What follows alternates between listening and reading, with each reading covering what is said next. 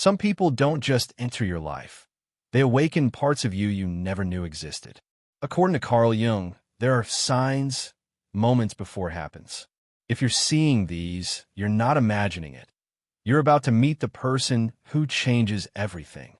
There are moments in life when the air shifts as if the universe inhales, holding its breath, and in that strange pause something arrives. A glance, say, conversation, a soul you don't yet know, but somehow recognize. They don't explode into your life, they slip in quietly like a thread your heart already knows how to weave. You speak, and something ancient stirs, not memory, recognition. What if you're about to meet someone who doesn't just enter your story but rearranges your soul? Carl Jung believed these meetings are never random. He spoke of synchronicity, of the enigma, and animus, of the mysterious ways our psyche prepares for transformation, not through events, but through people, because some souls arrive not to love you gently, but to awaken you fully. In this video, you'll discover 4 subtle signs that you're standing on the threshold of a meeting that will not just change your life, but reveal who you were always meant to become. What if the shift you've been sensing isn't just about change, but about someone arriving, someone whose presence isn't random, but ritual and echo of something already unfolding inside you? Because in Jung's world, the outer encounter always mirrors the inner transformation. He had a name for this: sacred timing. Carl Jung called it synchronicity, those strange, meaningful coincidences that defy logic but feel too precise to ignore. They're not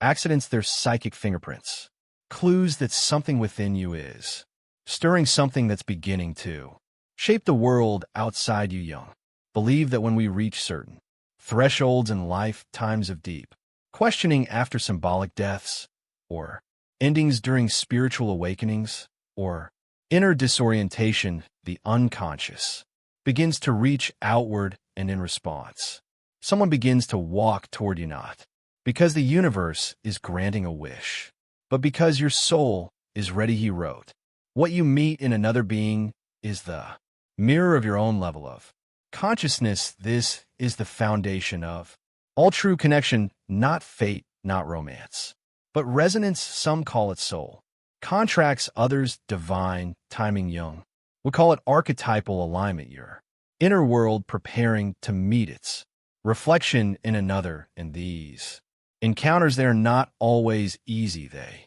may not always last, but they always change you. They arrive when you've cleared enough inner space to receive them, when your soul calls not for comfort, but for expansion. And someone answers. Sign number 1, your inner world feels like it's being rearranged before they ever appear. Something inside you begins to shift, not loudly, not all at once, but subtly, like furniture in a dream being moved in the dark. You may wake feeling disoriented, as if your desires no longer fit your current life, as if your heart is making space for something or someone you can't yet name. Jung taught that transformation begins in the unconscious, so before the soulmate arrives, your soul begins preparing the space. Old patterns rise to the surface. You find yourself confronting things you thought you'd buried, wounds, longings, memories, fears. You might feel restless in familiar places, disconnected from people you once felt close to. The things that used to satisfy you don't anymore. This is not depression. This is not confusion. This is reorientation. You are being tuned like an instrument, adjusting its strings to a new song, and often that new song is not meant to be played alone. Jung believed that the psyche knows, it senses what's coming before the mind can understand it. So if your inner world feels like it's unraveling, don't panic, pay attention. You're not falling apart, you're being reassembled.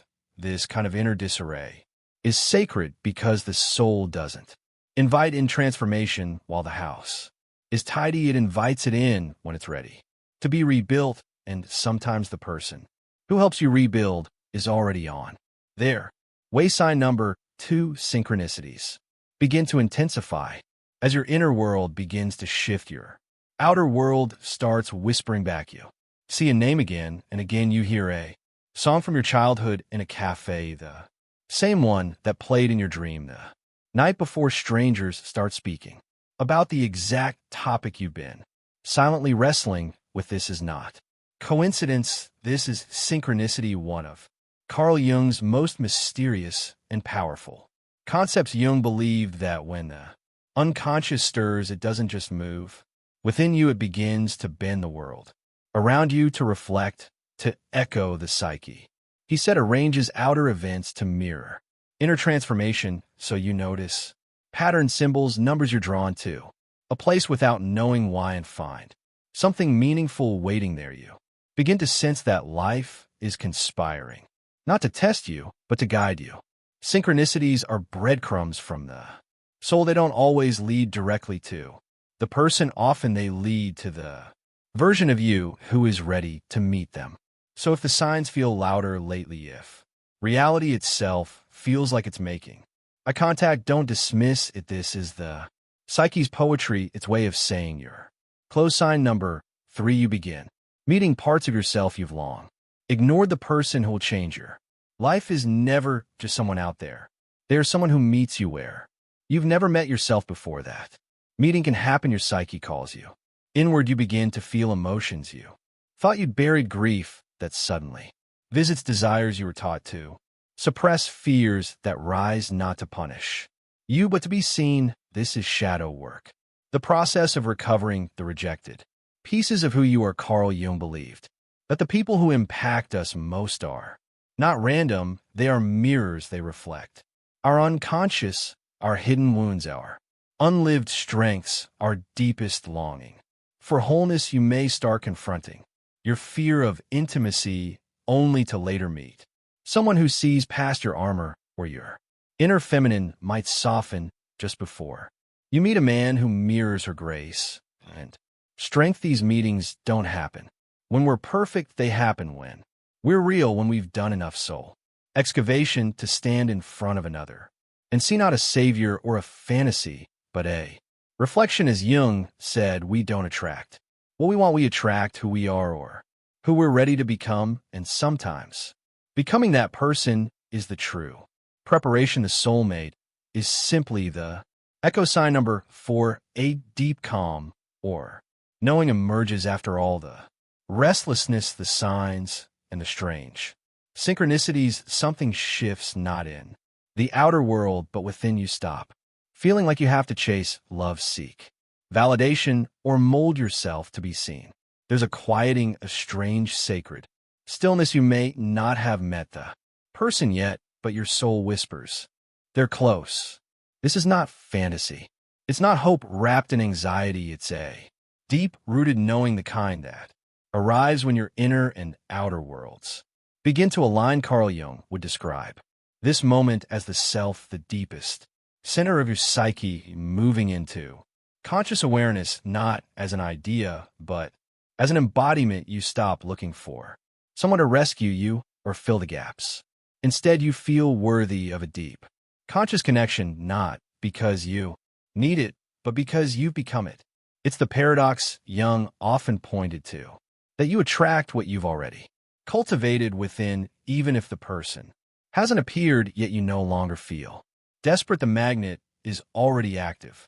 The signal is already being sent. Jung wrote, loneliness does not come from being alone, but from being unable to communicate the things that seem important. But now you're ready to speak those things, not just to anyone, but to the one who will recognize them. And when you reach this still point within life, listens because your soul is finally speaking clearly. So who is this person you're about to meet? They might not arrive how you expect. They may not be a lover. They could be a teacher, a friend, a creative collaborator, even a stranger you meet only once, but their presence will mark a psychic threshold, a turning point. Carl Jung believed these encounters are archetypal in nature, meaning they carry a mythic weight. They activate the self. They awaken sleeping parts of you. They show you who you've become or who you're still afraid to be. They don't exist to complete you. They exist to reveal you. Sometimes they arrive when you've surrendered something other times when you least expect it and most need it. But one thing is certain after they appear. You cannot go back to who you were before, not because of them, but because of what they showed you in yourself. Jung once said, "We meet ourselves time and again in 1,000 disguises on the path of life. In this meeting, whoever it is one of those sacred disguises, a mirror, a message, a doorway disguised as a person." And so if the signs are stirring, if your soul is whispering the question, becomes how do you prepare for a meeting? This sacred not by searching outward, but by becoming the version of you who can truly receive it. This isn't about effort. It's about alignment, journaling your rawest fears and desires, tuning into the quiet nudges of dreams, following synchronicities instead of logic, and yes, meeting the shadow through therapy, art, or honest solitude. Go where your spirit feels most alive, because that's where they'll find you. The more authentic you become, the less you have to strive, because the soul does not attract what is perfect, it attracts what is true, as the mystic Rumi once said, echoing Jung's deepest teachings. Your task is not to seek for love, but merely to seek and find all the barriers within yourself that you have built against it. Somewhere someone may already be walking toward you, quietly, unknowingly pulled by the same invisible current. They don't know your name, but their soul remembers your frequency. You won't need to chase them. You'll recognize them not with your eyes, but with something older, deeper. Your soul will exhale, and when they arrive, there may be no fireworks, just a stillness, a sense that time folds in on itself, and everything feels softly inevitable, because in truth, this was never just about meeting them. It was about meeting yourself fully, nakedly, unapologetically, so that when they appear, you'll finally know how to be met. This is the work of the soul, the alchemy Jung called individuation, and it begins now. From echoes of psyche, may the signs speak, and may your soul be listening.